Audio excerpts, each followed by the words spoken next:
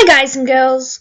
So today I'm going to be explaining the 4P factor model as relates to a mental illness, and I'll be looking at it from the perspective of the biopsychosocial model.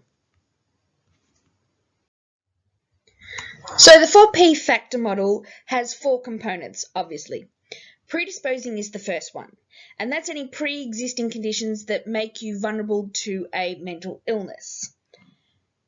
A precipitating factor is the next one, which are risk factors which contribute to getting a mental illness.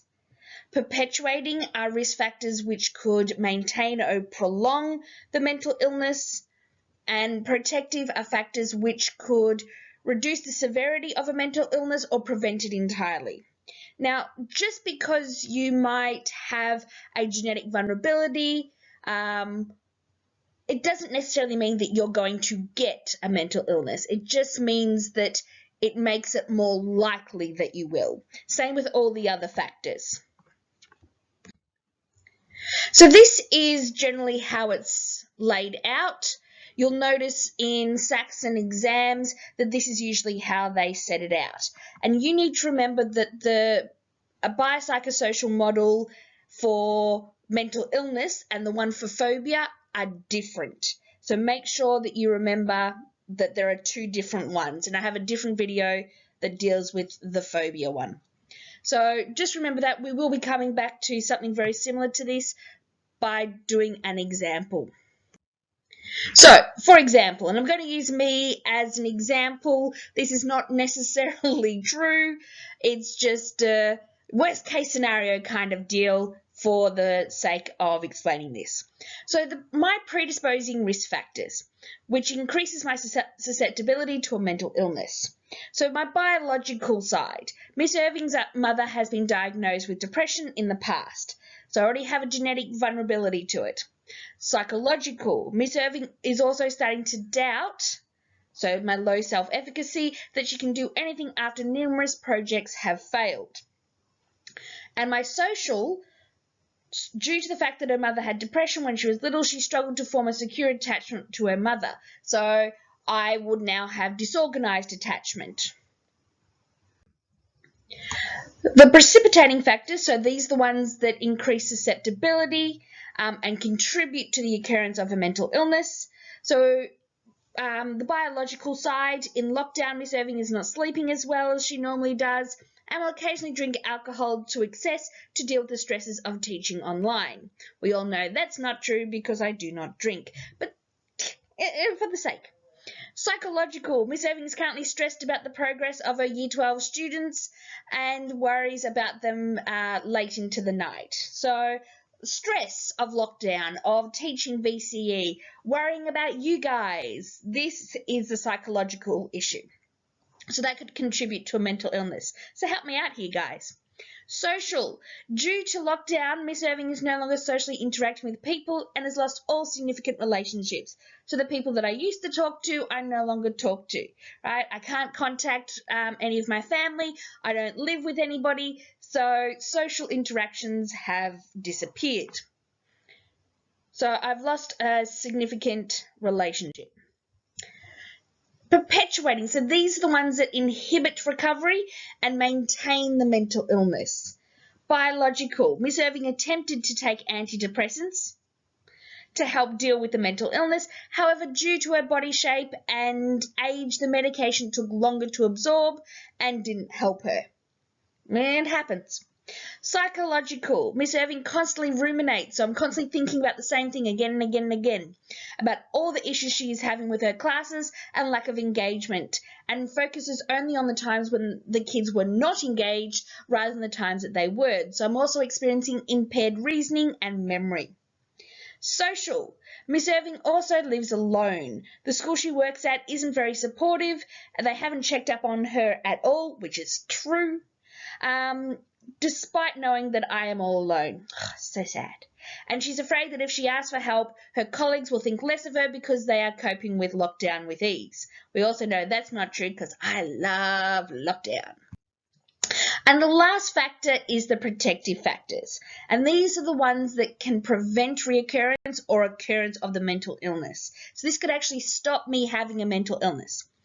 And biological, Miss Irving has actually started to exercise more and has improved her diet since going into lockdown and feels better about herself physically. So yay me.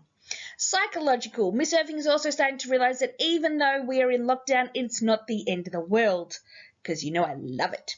And she can try different things in her free time. Her intelligence allows her to look at the facts of the situation and change her negative thoughts into more positive ones. So I might be changing, okay, yes, we're in lockdown, but it's for the greater good. Likewise, because she's starting to feel better about herself physically, her self-esteem has also improved. So if you improve in one area, it may help you in another. Also very helpful. And then social. Though the school admin has not attempted to make any contact, still sore about that one, she has noticed that members of the school community who don't usually talk to her are reaching out, and she's starting to enjoy talking to different people. Debatable. But anyway, moving on. So this is what it would look like. So if I was to fill it out about me, or if you were to fill it out for, let's say, the case study that we gave you, hint, hint, nudge, nudge, I have genetic vulnerability, so my mother had depression.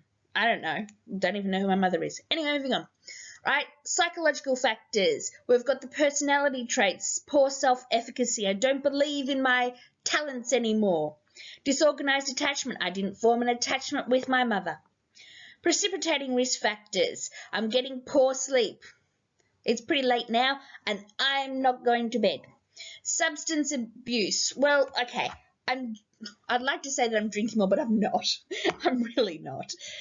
Okay, psychological factors. I'm stressed. Guys, I am actually really stressed about the Year 12s. Please study. Please interact with me. It's driving me nuts that you're not.